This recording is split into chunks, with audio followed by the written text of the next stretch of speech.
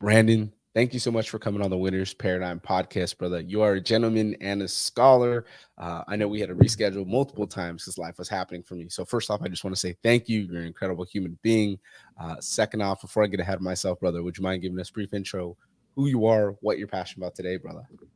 Heck yeah, and I appreciate you saying that. I think your quote comes from like Michael Scott in The Office, a gentleman and a scholar. I'm getting flashbacks from that.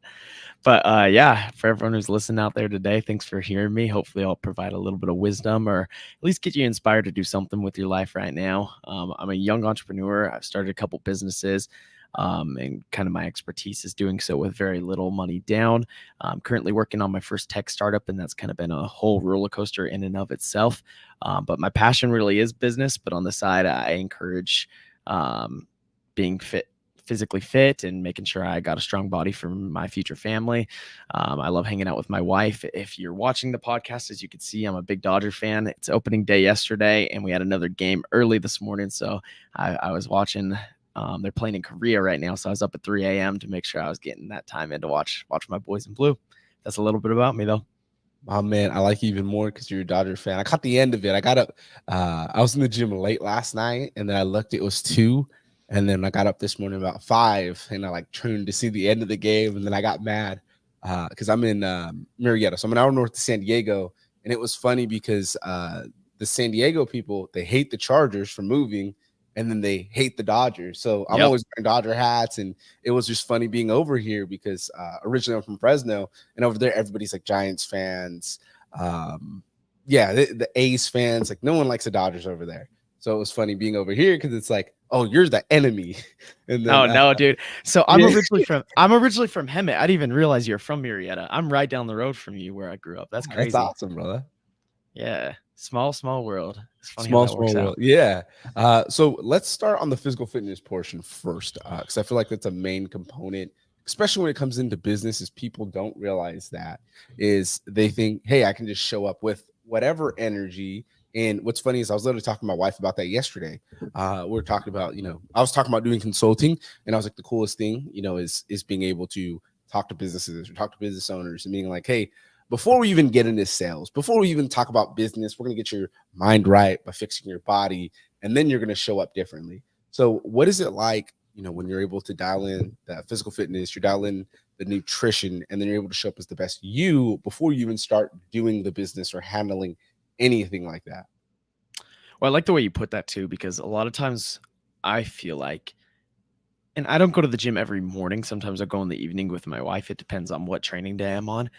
But I can tell the difference between the days where I go and the days I don't.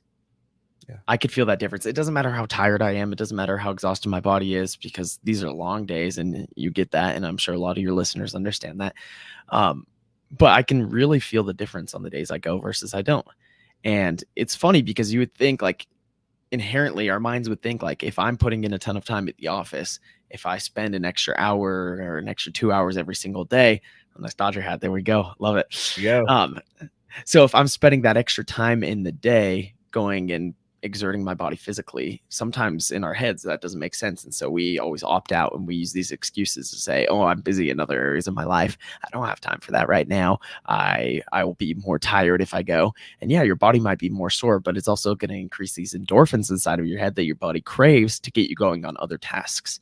And so when I do start my day off, it is really early in the morning.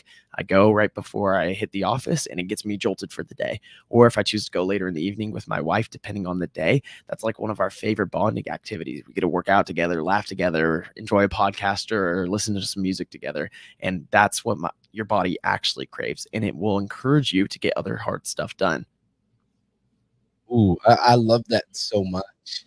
And yeah, that's something that I'm big on as well, just on the mental health side. And that's why I said, like, literally, I was talking to my wife yesterday about that. And I was like, I asked the question, because that's what we got to do to get set up that framework. I asked that, and I was like, hey, how is my energy levels when I'm not going to the gym? And she's like, honestly, you're an asshole when you don't go to the gym. You're irritated. you have no capacity for anyone. You want to snap all the time. And I'm like, yeah, first I was in the Marine Corps, so I come with a different hard charging style. And especially when it comes to excuses, I don't believe in excuses. So it's not that I'm going to sit here and be like, no, there's no excuses. I just see it as everything. There's solutions. So if you come to me, I'm like, hey, we're going to handle this fire and we're moving on to the next thing. I started a business. I don't have the capacity to just sit here and wallow in this pity. So it's go, go, go. So we were talking about how the gym really does that. And then it hit me last night. My wife wasn't feeling well. She's like, hey, I want Chinese food. And normally I'm like, nah, we're not going to eat that. We're sticking to the program. And I was like, you know what? You deserve Chinese food. Have your meal. So we get Chinese food. And then I look, it's like 9:30 or 10 when I got back, excuse me. And then I was just like laying down. We got new phones. So we're playing with the phones. And I look, it's like 11. I'm like, well, I didn't go to the gym today. And there goes that thought, is, hey, I don't need to go, or why don't I just go and just sacrifice sleep? Why don't I just go and just do what I have to do? So went in, did legs last night. I'm one of those that likes to just go above and beyond, especially that because I have various injuries. So I did like 10 sets, 225, and it was miserable. I'm not going to lie. I started cramping up midway through, hurting. And then even somebody on my story is like, why would you do that much volume? And I'm like, it's the fact, like you said, of not wanting to do the things. And that's what ultimately makes you better, where when it comes to the business sector, you're going to be able to channel that. You're going to be able to use those lessons. And then at the same time, teach our guys, hey, you have that strong mind, you have a strong body that's going to follow. Now you have the capacity to help the clients. Now you have the capacity to not be screaming and to really just process those emotions, regardless of how you feel on any day. And that's why you can be successful. So I love the way you said that, brother. Definitely. And what you're saying too, I'm a big David Goggins guy, and a lot of that mentality you're talking about comes from him. And it's funny though, you always want to try and find like I don't like the word balance, but just for the lack of a better term, I'll throw that out there, because even he himself inside of his book says, I put my mind and my body through living hell, basically, so you guys can understand that your mind can increase your productivity. It can increase the amount of capacity that you initially think you could take. His big thing is when we think we're at our max capacity, be that in your business, in your gym, whatever situation you're in right then, when you think you're done, you're only at actually 40% of your actual full capacity, from being burnt out, from being able to not lift anymore, from being able to not put in any more reps, any more time, whatever it is. And so what you're saying right there is accurate, because a lot of times we'll get inside that head. We'll say, oh, I can't go right now because I have to do X, Y, or Z. Maybe that's true. Sometimes that's very practical. Sometimes you have to get other things done. But at the same time, never sell yourself short, and don't hold those commitments to yourself, because that's going to create a pattern inside of your life where you don't keep commitments. So if you can't keep it, the commitment of going to the gym, or telling your spouse that you love them, or doing the dishes, like just these very simple things, it's going to have a very large compounding effect that's going to hurt you in other areas of your life. Oh man, you're hitting it on the money, and I feel like it's even more important, especially because we're talking about business. It's that, and I'm the same exact way. One of the things that will give me extreme OCD, and then kind of too how I judge a person, is I intentionally will take them places. I'll take them out to eat to see the way that they're treating the waiter, because that's all you need to know. Oh, if they flirt with the waiter, hey, they're not loyal, they're not trustworthy, or if they're really nice, you know what it is. You take them to the store, they put the cart back, that they don't care, and they excel in the mundane because they know how to take care of things and know about respect, have integrity. So it's something for me where it's like, man, all these things align. Like they say, the way you do one thing is the way you do everything. And really, when it comes into the businesses, it's exactly that. You talked about starting multiple businesses. That is draining, brother. I give you props there, because it takes one, a lot of will to do it, but two, people don't understand how much goes into the business and how much goes into you developing yourself continually just to even get better within the business. Because you may feel like, hey, this is working now, but the market's saying this, or whatever it is. So when we're coming up with these businesses, when you're focused on, bringing out this vision to life, what is one of the things that allows you to be able to do that while still focusing on that main core morals, foundational principles that you stick by, brother? Definitely. And that's very hard. Sometimes you can blur the lines, and it's important to kind of set your core values like you called them, because sometimes you're going to be presented with a situation that might not align with them, and you have to make sure you stick to them. Where my drive for business comes from, and for anyone listening out there today, it might not be business that's your thing. It might not be going to the gym that's your thing. So whatever your thing is that you're trying to get more drive for, you recognize you have a passion for it, but it's hard to get going because that's life. Everything's hard to get going. Take my words, excuse the business lingo, and turn it into whatever vocabulary you need for it. But where my drive for business started was when I was actually very young. My dad was the greatest example to me. I still look up to him a ton today. Very hardworking guy. And so one of his core values, though, was making sure he could spend time with his wife, my mom, and me and my siblings. So even though a lot of days he'd be very busy, he'd make sure he'd be home for dinner that night. Dinner might be getting pushed back 30 minutes or so, but he'd make sure he was home for dinner. And even if he still had work to do, he'd sit on the couch, he'd open up his laptop, he'd start working. And if we weren't watching the Dodger game, we were watching Shark Tank on ABC. And for whatever reason, that was like me and my dad's show. We would watch that all the time. And I recognized from a very, very young age, I'm talking second, third grade, I would see these individuals who you would normally see at a grocery store, your local church congregation. They look like average people. They look like you and me, nothing crazy special about them, but they were making something amazing that was changing the world. They're making something that was helping somebody make their life a little bit easier. So even from that young age, I kind of looked at them and I said, I want to be just like them. I want to be like these entrepreneurs. And so when I first started, that was kind of like the drive behind it. I first started my first official business, where I registered it in California, and it was a landscaping company. And as you know, as you're from Marietta, you got the big ones out there. You got Adami, and you got a couple of these big companies out there. And so me and my buddy, I had an old pickup truck. My buddy had some like lawn care equipment, like a lawnmower, leaf blower, edger, stuff like that. Threw it in the back of my truck, and we said, we're just going to go for it. And so we started going door to door in my city, and we knock on people's doors, and our sales pitch was horrible. And we told people, hey, we go to Hemet High School. We're looking for some extra cash. Can we cut your grass? That was the worst sales pitch known to mankind. But it started teaching us some principles at a very early age when we were in high school that we could start working for ourselves. It taught us the value of earning our own money, not just because we were working a job. I worked as a lifeguard as well, and that was good. I was getting a paycheck. But in this job, I was earning everything 100% by myself. And that felt good. So that same principle, even though like it's not like that business went on to make $1 million or anything, it taught me that principle of how important it is in that feeling of earning my own dollar bills. And then, of course, as a young kid, you go out and you waste it on taking girls out on dates and fast food and whatnot. But it taught me that principle. And so that was sort of the driving force, what got me going at such a young age. Ooh, that's huge, brother. And I can resonate with that. When I was like 12 years old, I was mowing my lawn, and the neighbors right next to me were like, "Hey, I want you to mow my lawn." And it was funny because one of the neighbors helped me mow it one day, and I had like anxiety, and they gave me the money for it. They actually paid me double, because back then they were like, "How much?" And I was like, $5. And it wasn't that like I was undervaluing; I just didn't care. You know what I mean? I was like, I like to mow lawns. I knew how to edge. I knew how to weed eat, because that's what my stepdad made me do. He's like, "That's your chore." So I said $5. They gave me $40, and the neighbor helped me. And I just felt wrong for not doing a good as job as I could. He cut it too short, so it was like literally dirt instead of grass. So the next time, I made sure to make it look good. But it was funny because that's what taught me. And then unfortunately, I broke the lawnmower so much that I knew one. So that cut end to that. But that was something I learned at a young age as well. It was like, hey, just when you do things and you make money on your own terms, so much easier. And then I went into, sales later on when I got out the Marine Corps, and it was the same principles. It was, hey, understanding that all the things we want to do is based on, what's important to us. Because a lot of times we're in that job, like you were saying, that it's good to get that paycheck, but it doesn't align to what we want in our mission. It's not going to allow us to be the best husbands. It's not going to allow us to be the best fathers. It's just going to lead into that. So I love the way you said that, because that's something that people don't acknowledge. Is they think, oh, I'm going to trade this off, or, oh, instead of understanding that business may suck for a period of time, you may have those gut wrenching years. Hey, I want to work at this job, and that's why they're not in alignment, which leads them into vices and going down that different path. So you mentioned it, being there for the wife and being real present.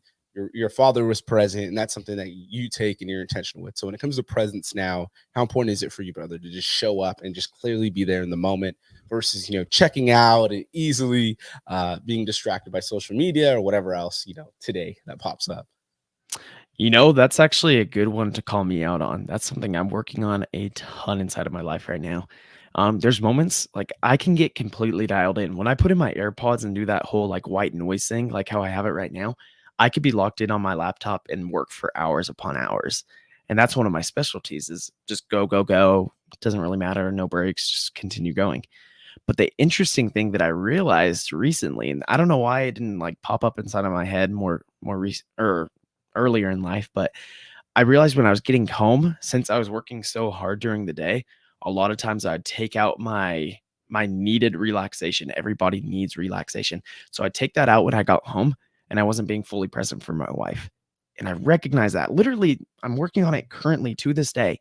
And so one thing I did a lot of times I'd get home and my wife, she gets off work at 5 p.m. I usually get home around 6:30. So for the most part in our relationship, the general rule of thumb is I'll cook the breakfast, she cooks the dinner. And so I would get home, she'd be finishing dinner, we'd sit down, we'd eat together. And right after we'd eat, I'd hop on my phone, I'd start watching TikTok, I just kind of relax and turn my mind off for the day after a long day's work, which that has its time and place. And I'm not going to discourage anyone. I think that'd be kind of idiotic to say that no one is ever going to do that. And I'll still have my days in the future.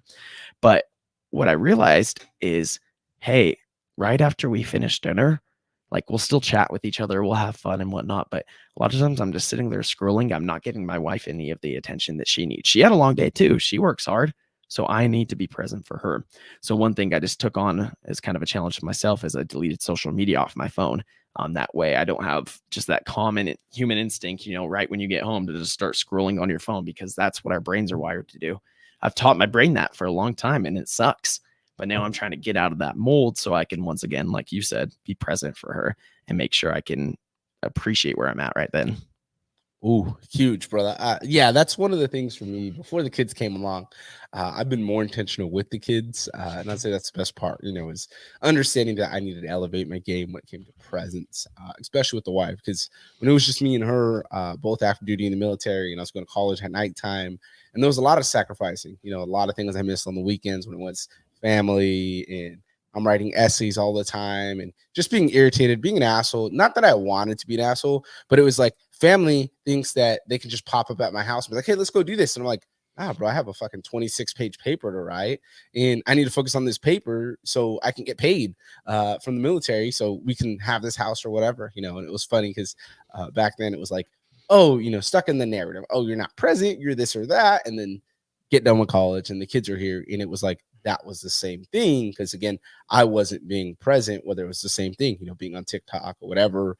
And definitely when I started doing, the whole social media business thing and going on, putting things on stories, that's when I really got tested because it's easy to check out. You could easily do one or the other. You over and you're always messaging on people and you're commenting on things and you're doing it too much or you do it too little, So I like earlier you said the same thing, that balance, like we have to find that, especially when we're listening to people like David Goggins, when we're working on the self-development thing.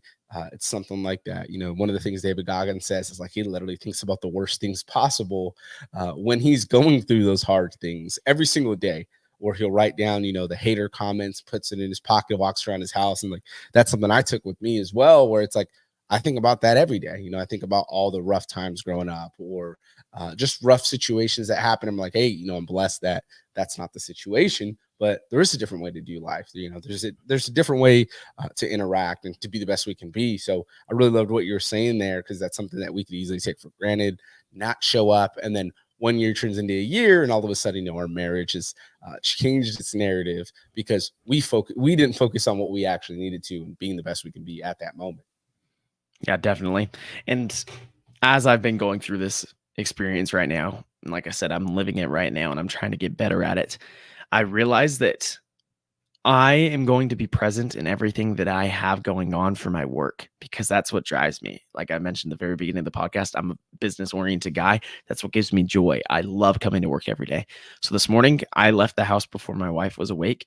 Like I said, I woke up, I watched the Dodger game, I got a little workout in, and then I left straight to get to work, and I got to the office. I did some things this morning. Now I'm on with you, and I left before she woke up to get to work.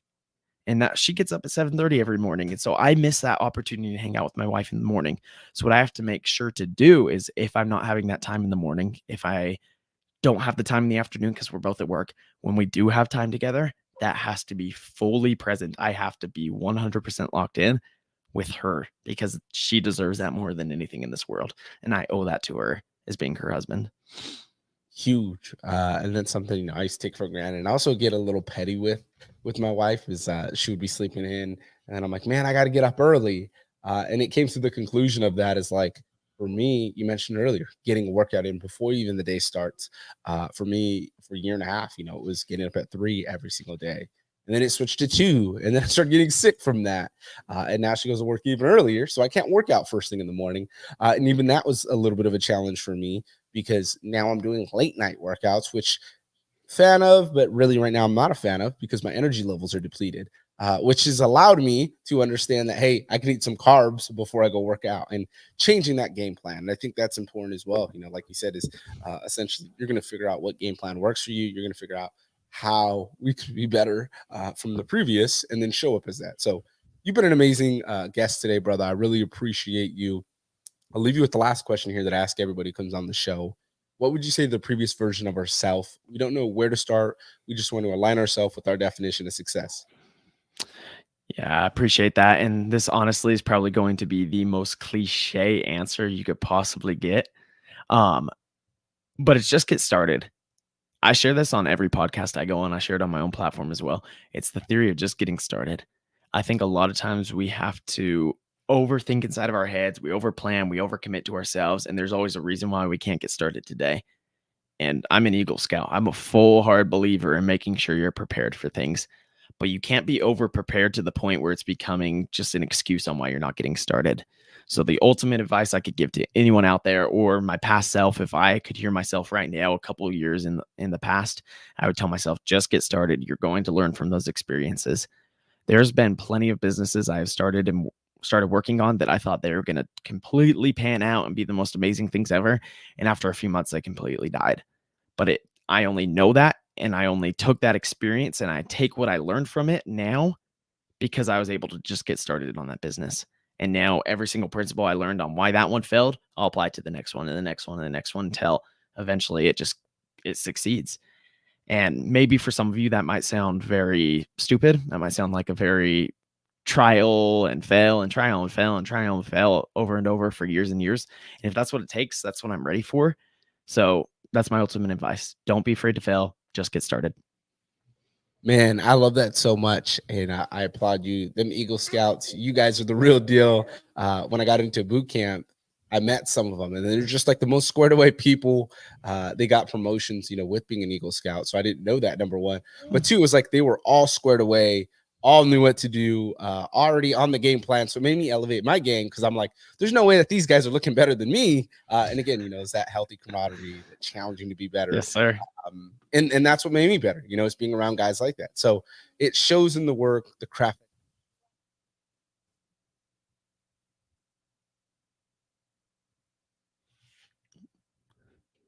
I lost audio. Can't hear you. Can you hear me?